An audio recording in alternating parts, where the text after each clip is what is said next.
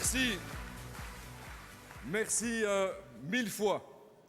Merci aux équipes, merci aux collaborateurs, merci à vous les membres d'avoir travaillé d'arrache-pied pendant des mois pour proposer un programme positif, fort pour l'ensemble de la société. Ça me fait, croyez-le bien, très chaud au cœur de vous voir si nombreux, si enthousiastes, si positifs.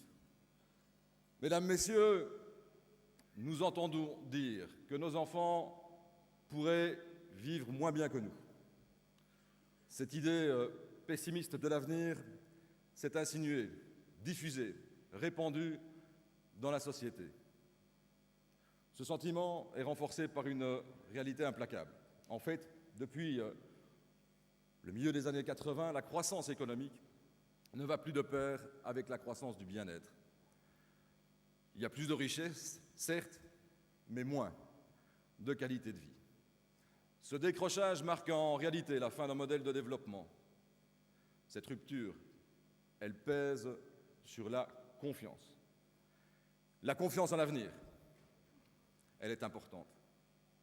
Alors c'est vrai, certains ont pris le parti d'attiser les peurs, les méfiances, refuser le populisme et le nationalisme est dès lors devenu l'un des enjeux majeurs du prochain rendez-vous électoral. Majeur, mesdames, messieurs.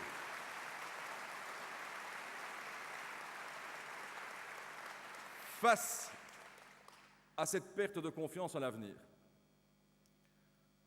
d'autres viennent avec des recettes bien connues, mais purement matérialistes. Et on rase gratis. Et on met à mal les missions de l'État. Non, ce n'est pas en cassant la solidarité, ni en freinant l'esprit d'entreprendre qu'on va y arriver. Ce n'est pas cela qui va donner une nouvelle croissance, la croissance du bien-être.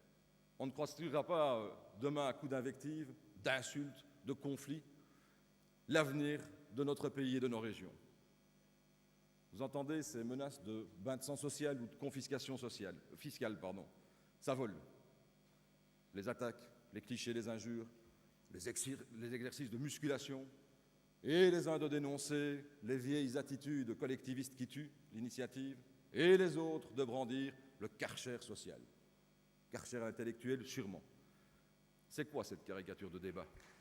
C'est quoi cette caricature de débat? La gauche et la droite, eh bien, elles sont éreintées par la plus vieille cohabitation de l'après-guerre. Nous, au CDH, nous proposons une alternative. Pendant que la droite et la gauche posent, le CDH, mesdames, messieurs, propose.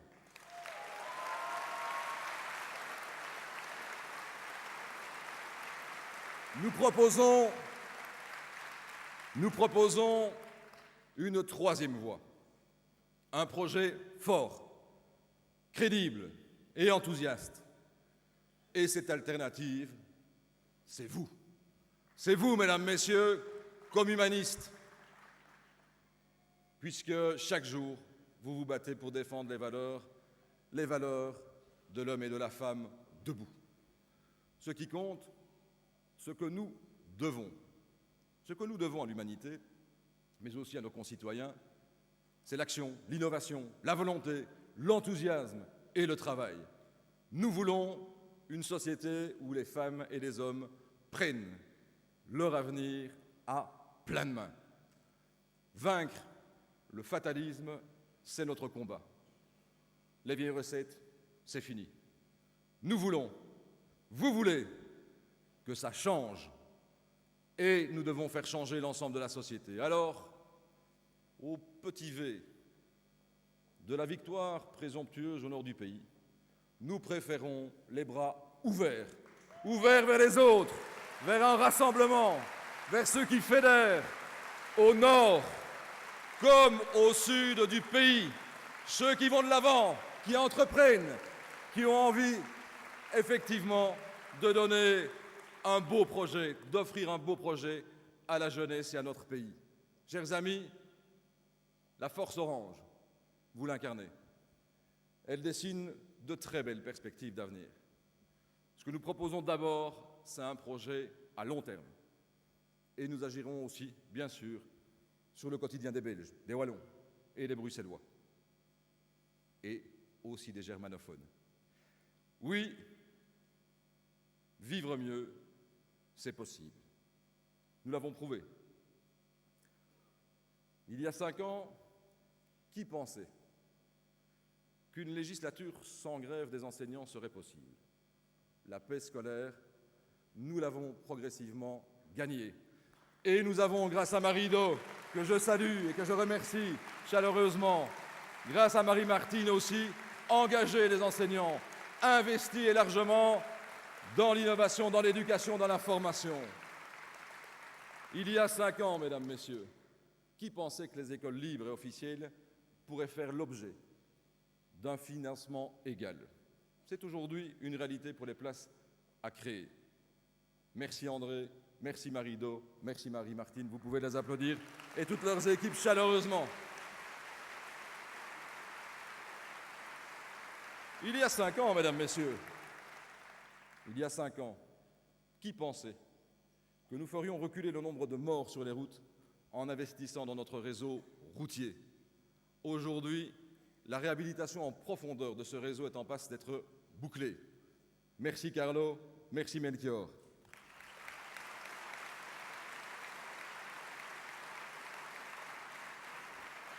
Il y a 5 ans, mon cher Melchior, qui aurait misé sur une baisse du prix de l'énergie?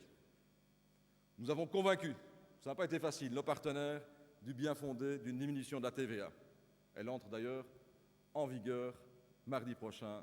Bravo à toi.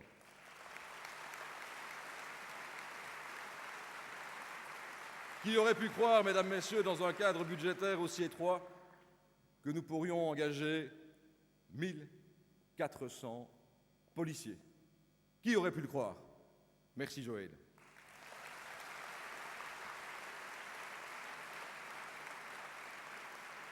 Dans le contexte institutionnel que nous connaissons, qui aurait cru qu'un accord pourrait être conclu entre les 3 régions pour échanger des offres d'emploi afin de mieux répondre aux défis de l'emploi des jeunes? Nous l'avons fait. Merci Benoît, merci Céline, merci de les applaudir et d'applaudir toutes leurs équipes. Vous pouvez les applaudir, ils le méritent largement.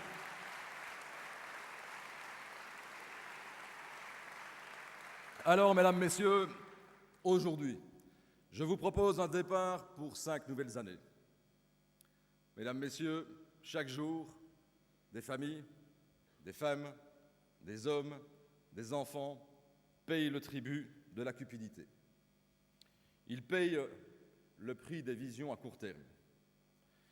Ils payent aussi la rançon du mépris de l'humanité. Les conséquences, et c'était dit par beaucoup, de la crise financière, économique et sociale, elles sont brutales. Elles nous touchent au plus profond de nous-mêmes. Mais il n'est pas nécessaire d'y ajouter le désespoir ni le manque d'imagination. Il n'est pas non plus nécessaire d'ajouter du doute à l'inquiétude ni du pessimisme au sacrifice déjà consenti par beaucoup. Des crises, l'humanité en a déjà surmonté. Les difficultés sont là, on ne peut pas les nier. Mais l'avenir est-il sombre pour autant? Alors, nous n'allons quand même pas retourner à l'époque des Gaulois qui craignaient que le ciel leur tombe sur la tête. Chaque jour de brouillard venait confirmer leurs craintes. Les difficultés sont là, c'est vrai, mais nous ne voulons pas les nier. Mais, petit retour en arrière. Après les 2 guerres du siècle passé, n'a-t-il pas fallu une formidable dose de volonté et d'optimisme pour reconstruire l'Europe? Bien sûr qu'il a fallu cette volonté farouche, avec des hommes et des femmes qui voyaient l'avenir pour eux, mais pour leurs enfants et pour leurs petits-enfants. Reconnaissons-le en plus, aujourd'hui, nous ne sommes pas vraiment démunis. Alors pour parler quelques secondes, juste quelques secondes, le langage des matérialistes, notre PIB par habitant est de 50 000 $. Nous sommes en 17e position mondiale. Reconnaissons que s'il y a un problème, il est sans doute ailleurs.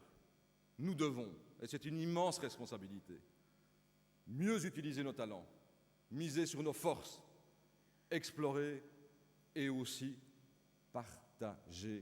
partager nos ressources. Nous n'en manquons pas.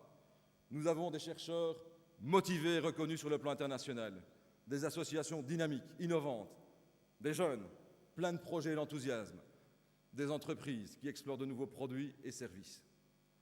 Nous sommes ici, sur le terrain, pour tracer des lignes d'avenir. Nous sommes ici aussi pour prendre un engagement, pour creuser profondément le sillon de la troisième voie. Mesdames, Messieurs, chers amis, en réalité, nous vivons 3 grands changements. Notre mission est d'apporter à ces changements une réponse politique positive, forte, alternative, humaine et surtout créative. Premièrement, il y a la démographie. La vie dure plus longtemps. Certains se disent « Oh là là là, comment est-ce qu'on va gérer tout ça ?» Ce n'est pas possible.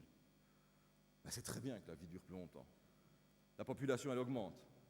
Ce défi, il implique des réponses nouvelles en matière de soins de santé et de pension, d'aide aux personnes, d'éducation, de gestion de la ville et de nos villages. 340 000 logements devront être créés en une seule génération. L'économie, c'est le deuxième enjeu. Le numérique, les nanotechnologies, les nouveaux matériaux. L'économie change radicalement de visage. Cette économie du troisième millénaire se déploie en réseau à une vitesse inégalée. C'est une économie de la compétence et de la connaissance. Notre premier capital, et vous l'avez largement relevé dans le programme, pour aborder l'avenir, c'est l'intelligence humaine. Toute une génération doit être formée pour apporter des solutions à la fois créatives, innovantes, mais aussi, et ça fait l'essentiel de nos convictions et de nos valeurs, porteuses d'humanité, de respect pour les travailleurs et aussi pour la nature. La transformation numérique réinvente les liens humains et notre rapport au temps. C'est précisément le troisième enjeu. Nous perdons beaucoup de temps sur les routes. De nombreuses familles doivent jongler sans arrêt avec des horaires impossibles. Une vie de qualité, c'est une vie où l'on cesse de courir après le temps. Il faut rendre aux personnes la maîtrise de leur temps. Ces 3 enjeux, la démographie, la nouvelle économie, la maîtrise du temps, fixent une nouvelle frontière à absolument dépasser. Alors elle n'est plus physique ou douanière, elle est tout simplement profondément humaine. Ce dépassement, cette envie, cet espoir, cet humanisme, c'est vous, mesdames, messieurs, qui le portez. Vous refusez la fatalité et le conservatisme. Alors, tous ensemble, en avant. Aucune crise n'a jamais été dépassée. Aucun défi n'a jamais été relevé sans se retrousser les manches, sans audace, sans espoir et surtout sans une immense volonté. Une immense volonté.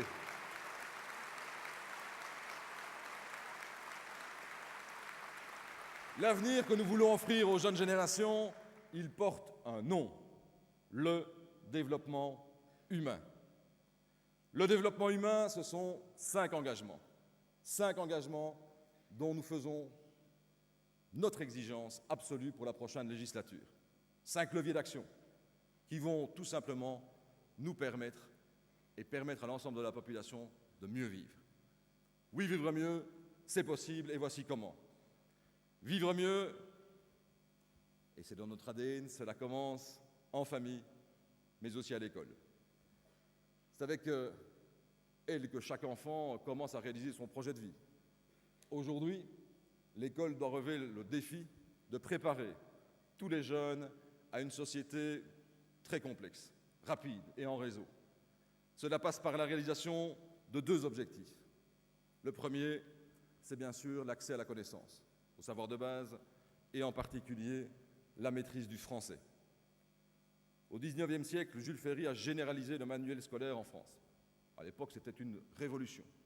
Il est temps, au XXIe siècle, de faire entrer l'école dans l'ère du numérique.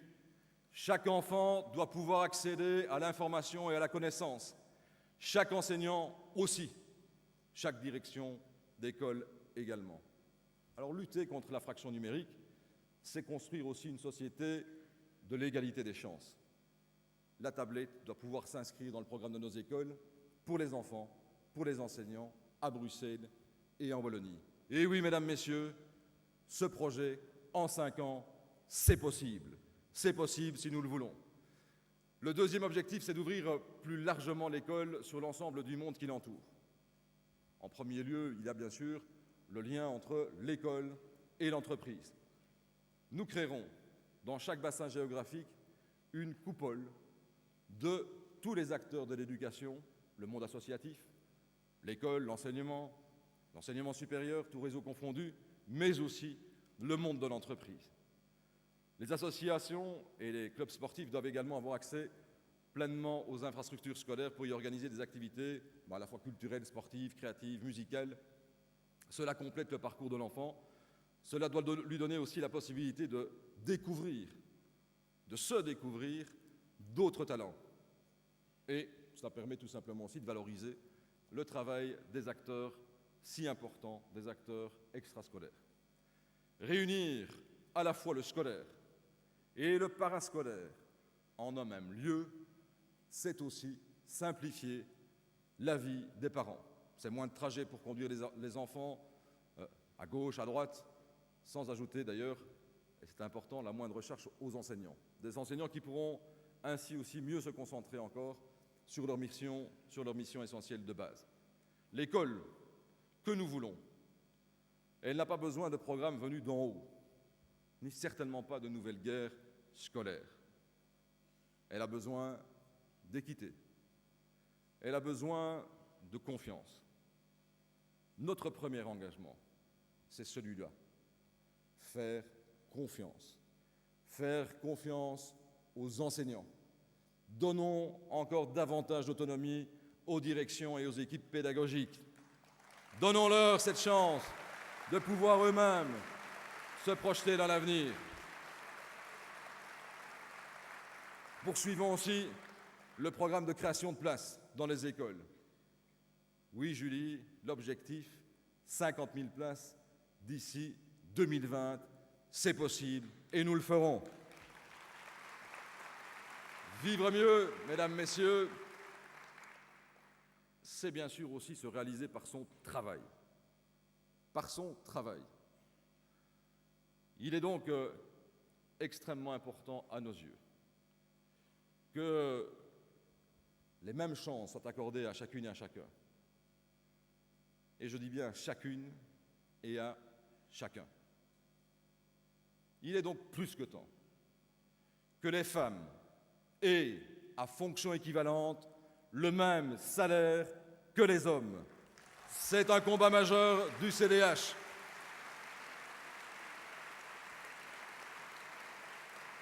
Vous pouvez applaudir les femmes en même temps, elles le méritent chaque jour.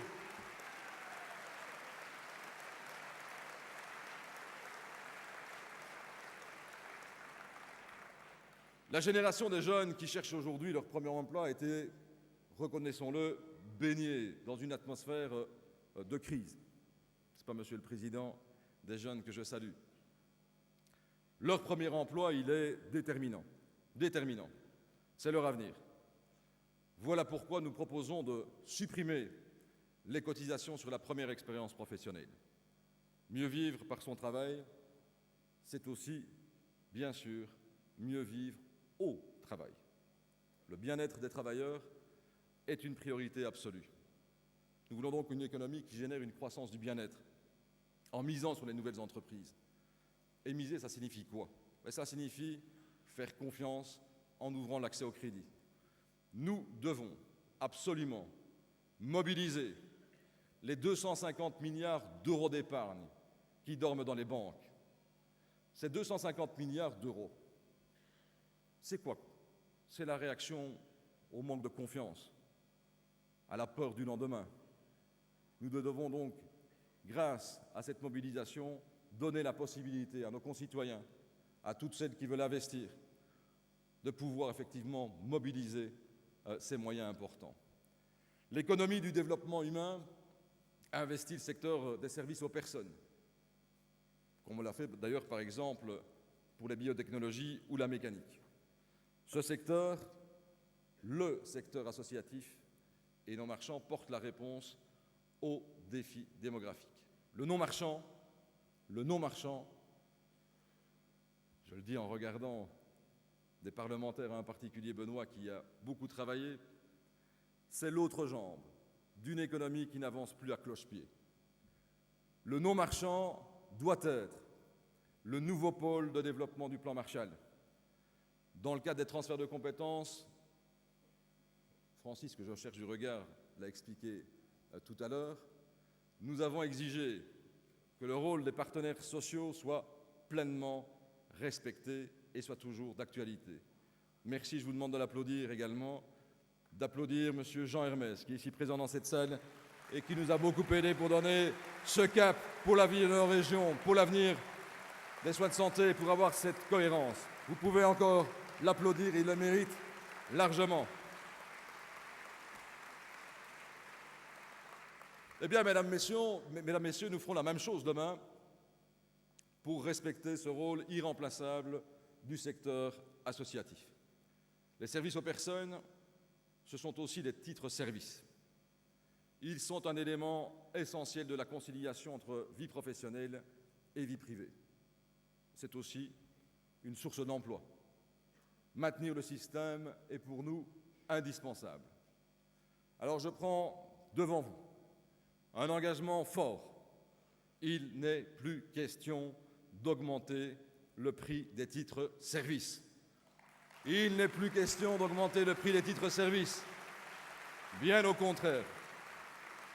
Bien au contraire, il faudra aussi les étendre à de nouvelles activités pour mieux répondre encore à l'ensemble de la société. Nous voulons aussi, et c'est mon troisième point, un bien-être partagé. Notre sécurité sociale, elle doit pouvoir évoluer. Rester dans le filet, c'est la vocation de personne. Nous voulons multiplier les voies pour renouer avec une participation active. Nous voulons toujours offrir une possibilité de pouvoir rebondir. Vivre mieux, c'est possible grâce aussi à des mesures simples. Je pense notamment, c'est dans notre programme, ici au conditionnement des médicaments. La surconsommation médicale a un impact grave sur la santé, mais aussi sur le budget de l'INAMI. Alors, allez voir chez vous, enfin non, je suis sûr que vous, il n'y a pas de problème, dans votre pharmacie quand vous rentrerez, pour voir ce que vous allez y trouver.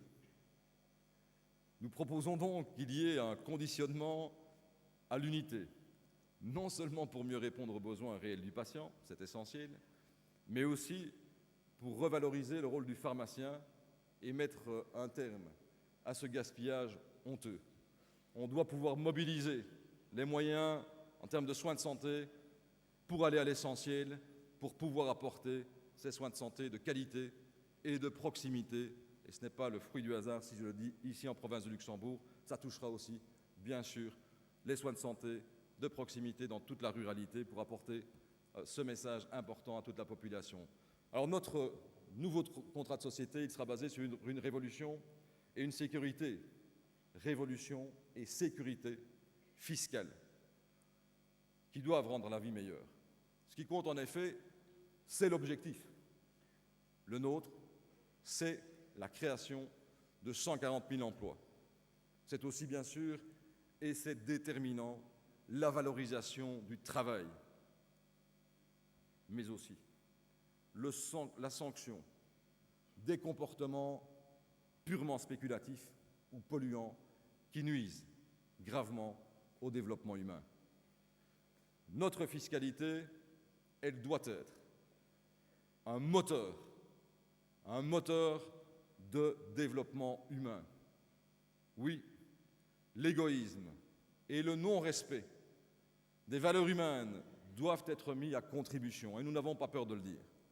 Notre réforme fiscale, elle doit garantir l'essentiel, les pensions, le financement des soins de santé, je viens de vous en parler, l'aide aux personnes handicapées, le bon fonctionnement de la justice, de la sécurité, de l'enseignement. Enfin, et c'est un point qui me tient particulièrement à cœur, il est tout simplement inacceptable que le marché européen soit envahi de produits qui ne respectent pas les travailleurs, qui ne respectent pas la nature, qui ne respectent pas les droits de l'homme. L'Europe doit être leader des droits humains. Les droits de douane devront évoluer. Ils sont une manière concrète d'y contribuer. Claude en a parlé tout à l'heure. Nous devrons combattre sur le plan européen pour apporter cette dimension beaucoup plus humaine, ce respect des droits de l'homme, ce respect aussi au travers de cette contribution de toute une série de produits à des objectifs majeurs, rencontrer les accords de Kyoto, rencontrer ces droits humains et aussi soutenir par ce biais l'emploi ici sur le territoire de l'Europe. Le quatrième levier, mesdames, messieurs, c'est le territoire. Nous sommes, allez, reconnaissons-le, nous sommes au bout d'une logique. Nous sommes au bout d'une logique, celle de l'étalement de la juxtaposition. Nous devons demain regrouper, relier et créer des espaces qui suscitent des projets, mais qui suscitent aussi des liens. Car pour nous, c'est cela aussi vivre mieux. Et c'est possible. C'est possible. Réinventer la ville, c'est pouvoir se projeter dans l'avenir. Nous voulons construire une nouvelle ville, créer de nouveaux quartiers. Notre siècle, comme les autres, mérite cette belle et grande ambition. Cette nouvelle ville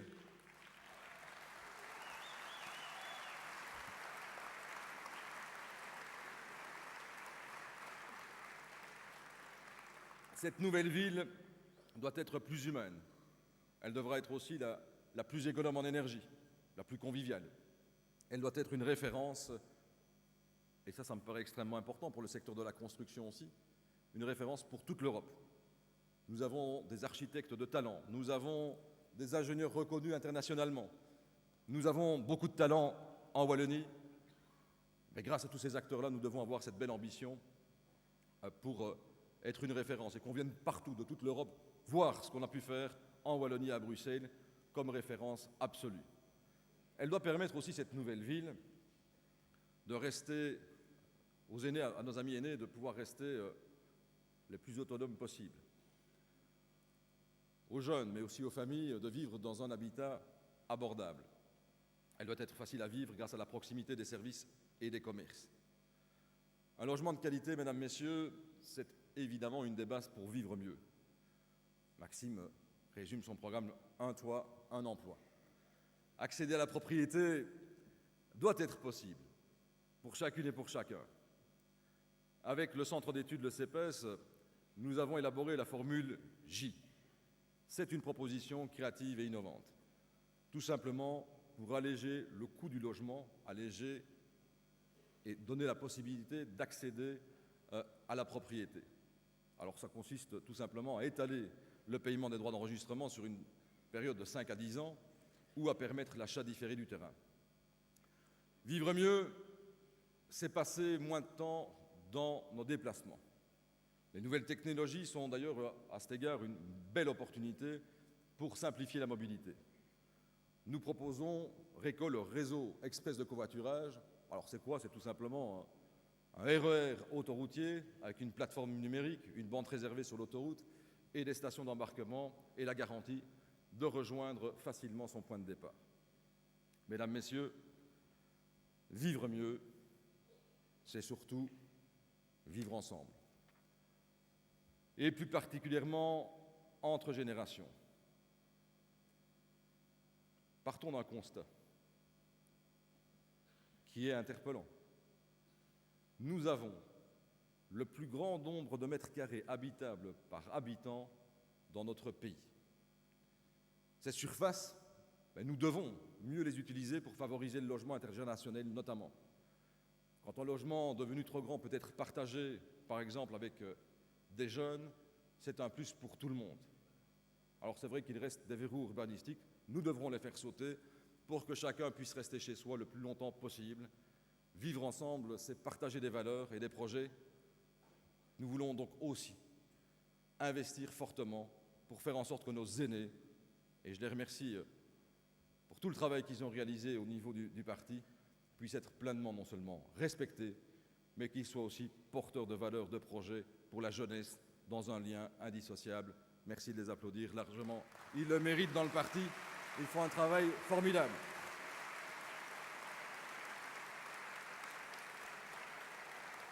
Nous voulons aussi réinvestir dans la culture, car pour nous, la culture est source de créativité, de renouveau, de sens, de compréhension mutuelle et de respect. Mais aussi, la culture, elle est source d'emploi. Vivre mieux, c'est effectivement une question de respect. Alors, reconnaissons-le, à cet égard, il reste un travail colossal à faire pour moderniser notre justice. Alors, j'ai presque envie de résumer notre engagement en disant que nous voulons faire à la justice ce que nous avons fait à l'intérieur. Plus de policiers sur le terrain, nous l'avons fait. Demain, des tribunaux qui pourront rendre leurs décisions dans l'année, nous pouvons le faire aussi. C'est possible. On l'a montré grâce à la volonté que nous avons eue au niveau fédéral de pouvoir apporter cette ambition au niveau de la justice. L'école, l'emploi, le bien-être partagé, l'aménagement de notre territoire, vivre en toute sécurité et en toute fraternité, voilà les leviers du développement humain. Mesdames, Messieurs, chers amis, notre projet s'appuie sur une solide ambition européenne. Pour les travailleurs, pour les entreprises, pour le développement de nos régions, nous avons besoin d'Europe. Aujourd'hui, l'ambition européenne, elle s'est racrappotée. Elle s'est racrappotée, Claude l'a dit parfaitement tout à l'heure, sur un modèle d'austérité, un grand marché. Elle manque singulièrement de carburant, d'oxygène et d'optimisme. Nous devons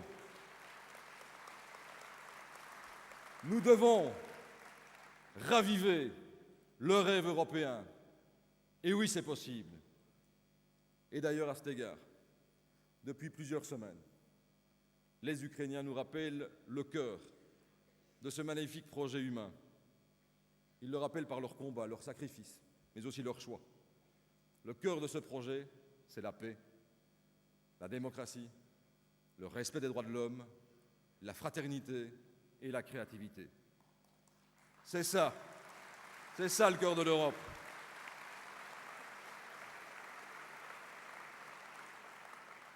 Alors, par-delà ces enjeux qui sont des enjeux géostratégiques, nous leur devons une Europe fidèle à ses valeurs qui sont leurs valeurs fondatrices. Une Europe qui pèse sur la scène internationale. Une Europe fière de son modèle social et prête à se battre pour le préserver, mais aussi pour le développer et surtout pour le partager. Concrètement, ça signifie que le Parlement européen doit devenir le centre de décision démocratique et le cœur des institutions de l'Union. Cette Europe politique et plus démocratique, elle doit pouvoir s'ancrer dans le socle d'une politique sociale audacieuse. Le dumping social fait aujourd'hui des ravages. Il détruit de l'emploi et tire vers le bas la protection sociale. Nous devons absolument y mettre fin en posant les bases d'une sécurité sociale européenne et d'une fiscalité harmonisée. L'Europe des valeurs doit être celle aussi de l'action. Nous devons oser emprunter le chemin d'une Europe qui reconstruit son rêve, son beau rêve et son projet, mais autour de qui?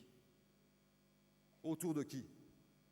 Autour des pays qui veulent et qui en veulent plus, qui veulent plus d'Europe demain. C'est avec eux que nous proposons de créer une union renforcée des pays de la zone euro, par exemple, avec un exécutif et un parlement commun. Tous ceux qui voudront, dans le contexte européen, se retrousser les manches et donner ce beau projet aux citoyens européens seront bien sûr à nos côtés. Mesdames, Messieurs, notre projet, c'est aussi une manière d'être et de mener notre action politique. c'est aussi une question de comportement. Parler vrai, agir juste, rendre confiance.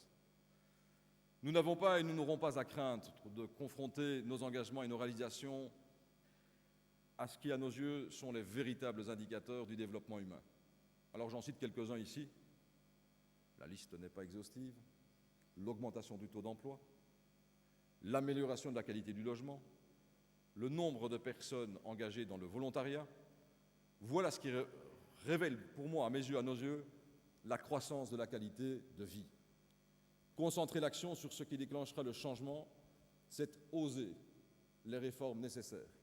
Et ça ne va pas tomber du ciel.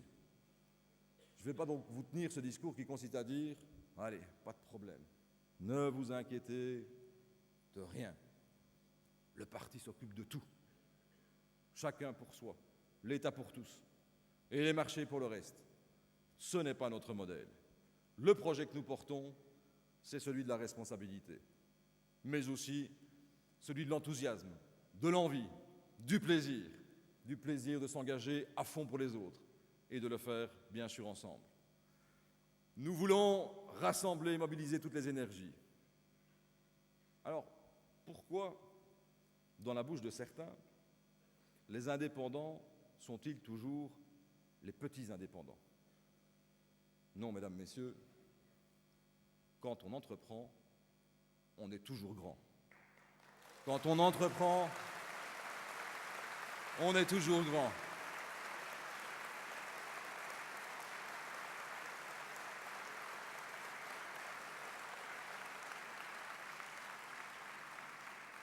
Entreprendre, ça concerne bien sûr le monde de l'économie de l'entreprise. Mais je voudrais vous parler d'un homme, Jean-Paul, je crois qu'il est parmi nous ce matin, il est marchois. D'un drame personnel, il en a fait un projet pour les autres, il en a fait une association pour promouvoir la sécurité routière.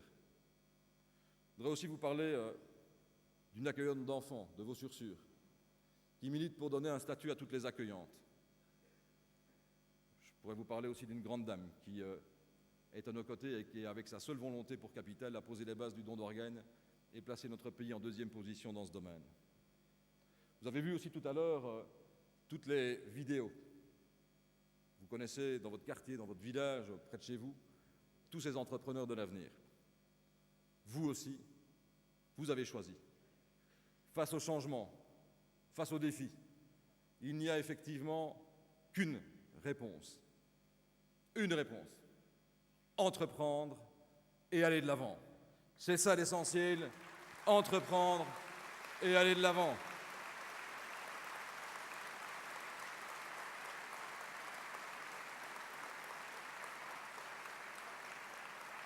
Mesdames, Messieurs,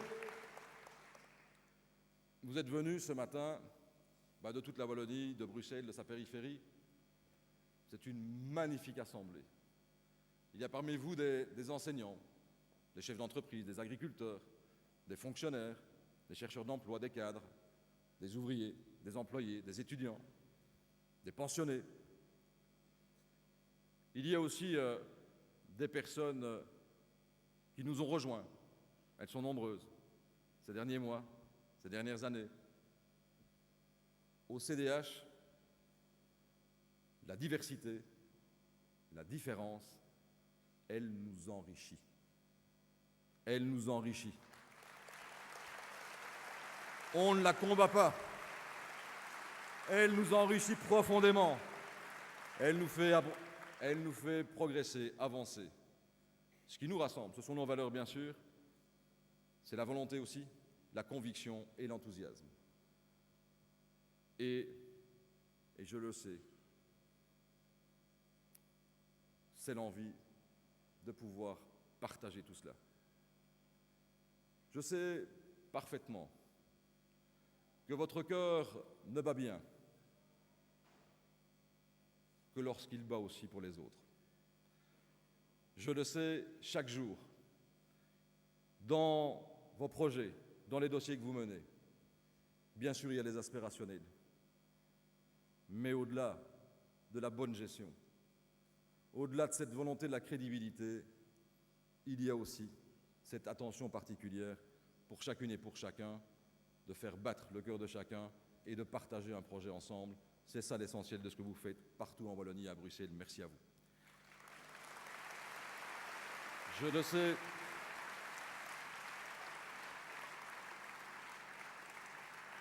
Je le sais d'autant mieux que, on va faire un tout petit peu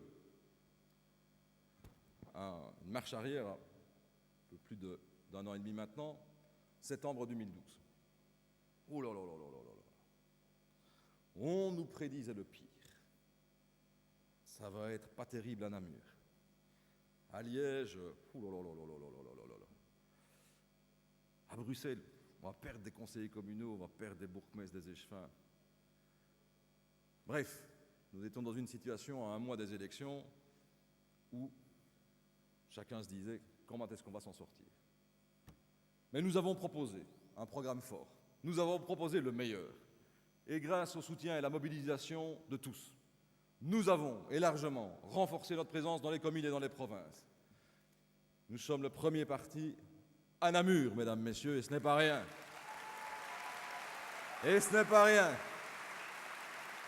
Qui aurait pu le dire il y a 1 an et 7 mois? Nous avons gagné un maire à Bruxelles. Nous avons 71 bourgmestres en Wallonie. Plein de conseillers communaux. Des conseillers de CPS. Bref, depuis plus de 2 ans, nous avons parcouru ensemble un beau, un magnifique chemin. Marie-Do le rappelait tout à l'heure, après notre congrès de Louvain-la-Neuve, en avril 2013, IDH a posé finalement les bases du programme du parti. 200 forums, 8200 participants. Aujourd'hui, 400 candidats sont sur le pont. 400 candidats. J'ai le plus grand respect pour eux. J'ai envie de leur donner évidemment tout cet enthousiasme. Leur donner aussi la chance à chacune, à chacun de défendre leurs valeurs, leurs propositions, pour pouvoir faire avancer la société. Avec vous, avec l'ensemble de nos mandataires locaux, je veux leur dire un immense, immense, immense merci. Merci pour votre engagement. Merci pour votre engagement.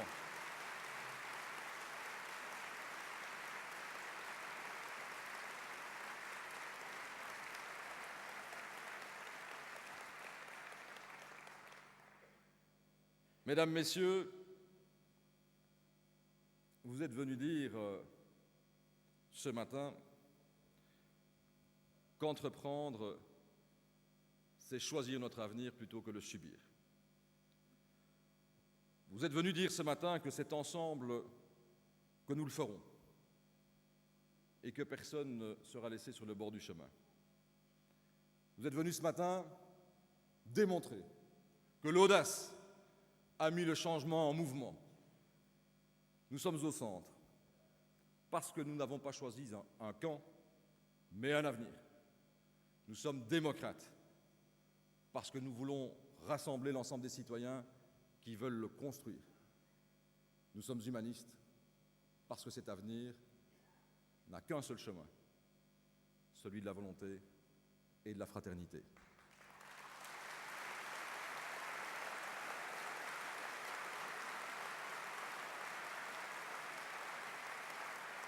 Alors,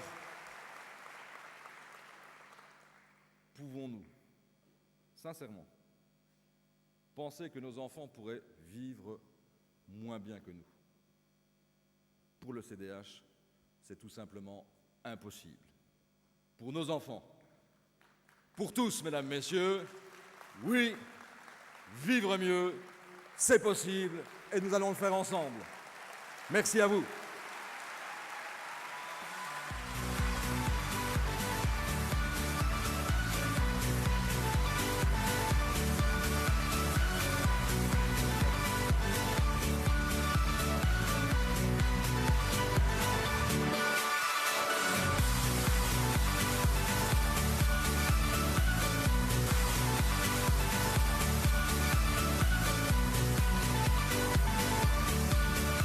Alors, on va le faire ensemble avec René. On va proposer à Joël Milquet, Francis Delperret et l'ensemble des candidats de Bruxelles de nous rejoindre mais aussi à Véronique Salvi, Alfred Gaden, Aurore Tourneur,